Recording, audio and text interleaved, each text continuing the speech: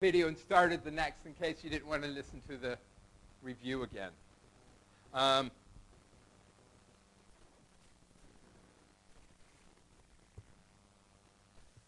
right, everybody good? Hallelujah. Thank you. That's what I like. Let's get some enthusiasm here. You know, we can do some shaking off our anxieties, and we can do some enthusiasm. All right. So this, some of these, if it looks kind of object-oriented, you know, then I was learning it from Andy and James Elder's slides. But we're thinking about, you know, what do we need our software to be? Well, obviously we need it to be, we need it to work. But this is talking about it. We need it to be readable and understandable. And the reason you want it readable is because personally, I would rather write code than read somebody else's code. You know, reading someone else's code is so painful, right? So painful. So you want to make it so that they can read it because they're later going to have to change it and improve it and fix the bugs right. And the more readable and understandable it is, the easier it is to check that it doesn't have bugs. It's easier to update it, right? And you also want the software to be correct and complete. And so correct means, basically it means on every input, it needs to give you the right answer. And the robust means, well, if somebody does something really silly, you know, if the user does something silly, you want it to behave politely. And so adaptable, it goes back to somebody is going to likely come and reuse your code, rewrite your code, change your code, and so you want to write it in a way so it's adaptable to begin with. Portable means that it can run on your cell phone, and it can run on your Mac, and you can run on your Apple, on your PC and your Apple, right? I mean, why is it that things don't run on PCs and Apples, right? And efficiency, right? That's kind of where you know, my specialty comes in, right? You want to make sure that it runs in a reasonable amount of time and memory and stuff. And then abstraction, we get these sort of layers of abstraction. What does that mean, even, right? Some of you see, I use these slides over and over again, so you've probably seen before, right? So you can talk about love, you can talk about firing of neurons, right? And in some ways, it's the same concept, but definitely at different levels of abstraction, right? And so you can go down to the AND gates and the OR gates of your computer, or you could be talking about abstract data structures, right? And often when you go to these meetings of these computer people, they talk about these components as if they're people, right? In a much more abstract sort of way, right? So the advantages of these higher levels of abstraction is that they're better for thinking about and designing and describing algorithms.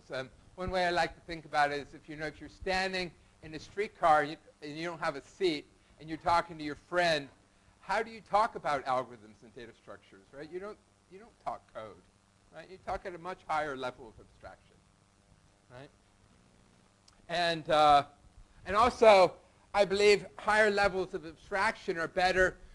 My best ideas in my life somehow come from the depths of my subconscious in a way like the goddess came down and enlightened me. And that's certainly, whatever that subconscious is doing, it's not reading code either, right? It needs a much higher level of abstraction, right?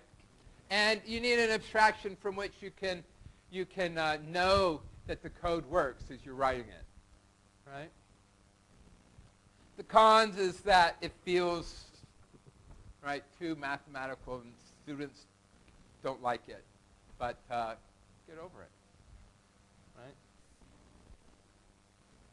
All right, so You know, abstraction is a way of simplifying out the unnecessary details, right? You know, what is this? That's a sort of unhappy-looking woman, and we don't know why she's so famous, right? Right. So you want to think about complex things in simple ways. You know, try to get the deep ideas tend to be simple ideas, right? All right. So modularity. We take our you know, complex systems are hard to understand and to maintain and to debug, right? And so you break the system into pieces, into modules. How much of this object-oriented stuff have you guys done before? Did you do it in your first year? So you've done this stuff before? I'm never quite sure what you guys know already. So this is where you can say, yeah, I know this, and we can go faster or we can go slower, right? Not if you're following and you know, panic if you're not following, so I know. All right? All right, so each module has a separate job. Modules communicate through well-defined interfaces. Right, so an abstract data type is a model of a data structure that has some data stored in it, and it has some operations on these data. And you know, I guess that my understanding is of an object. Back in my day, you know, you had program, code came in, output, you know, input, output. And now you have these objects that have both data and code, right? So there's an object, right, one of these abstract data types has code and data, and it has a set of ways in which you can talk to it, right? Right, so it doesn't specify how it's implemented, right? How it's actually implemented is none of the business of the guys on the outside, right? I